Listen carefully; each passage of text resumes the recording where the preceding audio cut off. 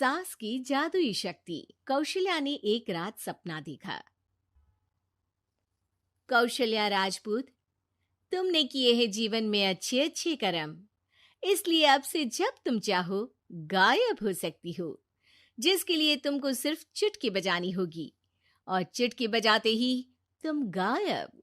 बस एक बात का ध्यान रखना, जहां तुमने कोई गलत काम किया तुमसे ये शक्ति वापस ले ली जाएगी। कौशल्या की नींद टूट जाती है। ये कैसा सपना था? गायब हो जाऊंगी मतलब? हे भगवान, कंबल ओढ़ के सो जाती हूँ, सपना कंबल के अंदर नहीं घुस पाएगा। कौशल्या डर के मारे कंबल ओढ़ के सो जाती है। सुबह कौशल्या मंदिर जाने लगती है। अरे बहू, जल्दी चल, भिखारियों को खाना भी तो खिलाना है। हाँ माँ जी, अभी आई। आज तो खीर और पूरी बने हैं, सब खुश हो जाएंगे।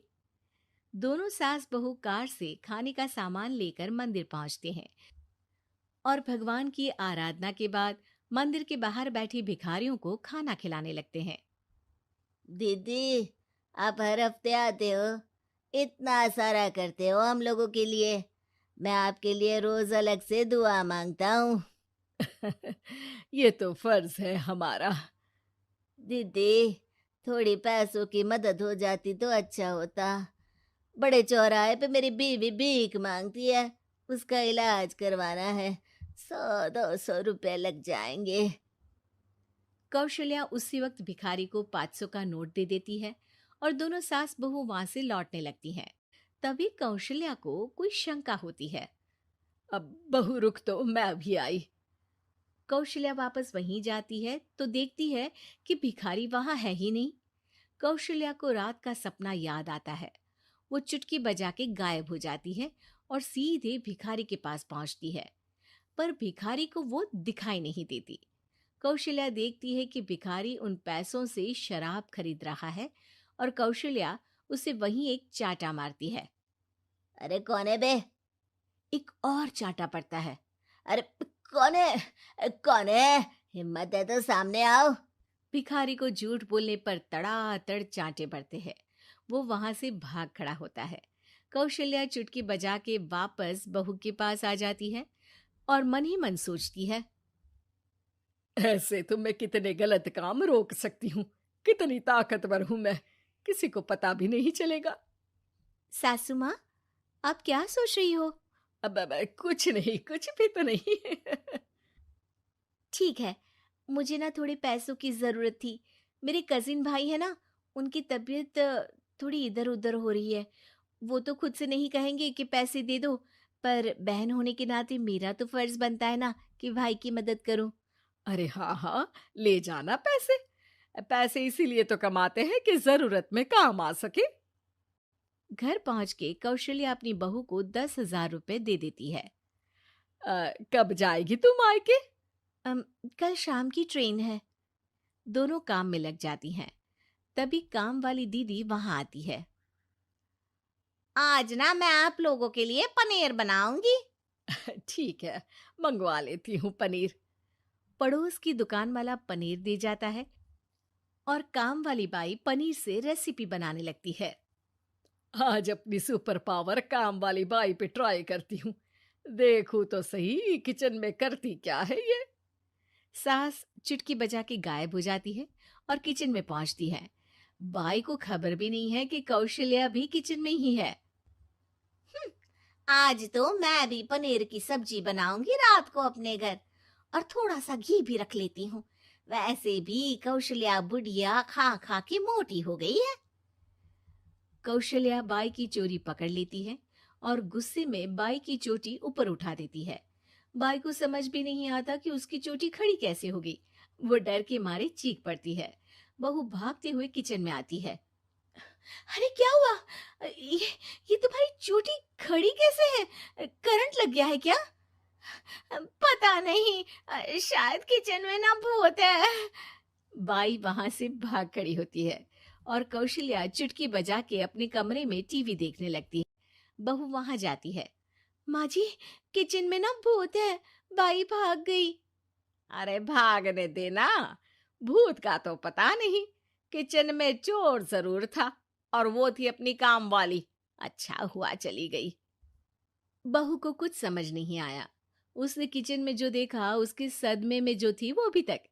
अगले दिन बहू अपने मायके के लिए निकल जाती है। कहीं भिखारी और काम वाली की तरह बहू भी तो मुझे धोखा नहीं दे रही। अरे कहीं वो पैसे ले जाके शॉपिंग तो नहीं करने वाली ना। अभी पता लगाती हूँ। मुझसे कुछ छिपा है भला। जैसे भगवान सब देख रहा है वैसे ही मैं भी सब देख रही हूँ। सास को अपनी शक्ति पर घमंड आ गया था। वो अब अच्छे काम करने की जगह अपनी शक्ति का इस्तेमाल खुद का शक मिटाने के लिए कर रही थी। वो चुटकी बजाते ही बहू के मायके चली जाती है। भैया, आपने बताया क्यों नहीं कि इतनी तबीयत खराब है? अरे तेरी सास बूढ़ी हो गई है, इतना भला काम करती है, उनकी मदद कौन करता है? यहाँ तो और भी लोग हैं ना। भैया, मेरे पास कुछ पैसे हैं, आप दूसरे डॉक्टर को दिखा दीजिए ना। अरे मुझे लगता है कि मेरा टाइम आ गया है, मुझे जाना होगा। कमरे में भाई की आत्मा को लेने यमदूत आ चुके थे। कौशल्या भले ही किसी को नहीं दिख रही थी, पर यमदूत ने उसे देख लिया। यही आत्मा है शायद, परछाई दिख रही है, पहले ही तैयार खड़ी है। अरे आप कौन हो? यमराज का नाम सुना है? हैं? आप यमराज हो क्या? नहीं, हम उनके यहाँ जॉब करते हैं, आत्मा उठा के ले जाते हैं डिलीवरी वाले। चलो अब तुम्हारा टाइम पूरा हो गया। अरे आप शायद ना वो बिस्तर पर पड़े आदमी की आत्मा को लेने आए हो। मैं तो बस यहाँ देखने आई थी कि मेरी बहू कहीं मुझसे पैसे लेकर शॉपिंग करने तो नहीं चली गई ना। मतलब तुम्हारे पास शक्ति है गायब होने वाली? हाँ। तुम ऐसे तुच्छ काम में उपयोग कर रही हो ऐसी दिव्य शक्ति का। अब तो तुमको ही लेके जाऊंगा। अरे नहीं नहीं, कल मुझे किटी पार्टी में भी तो जाना है। अब नरक में ही करना किटी पार्टी।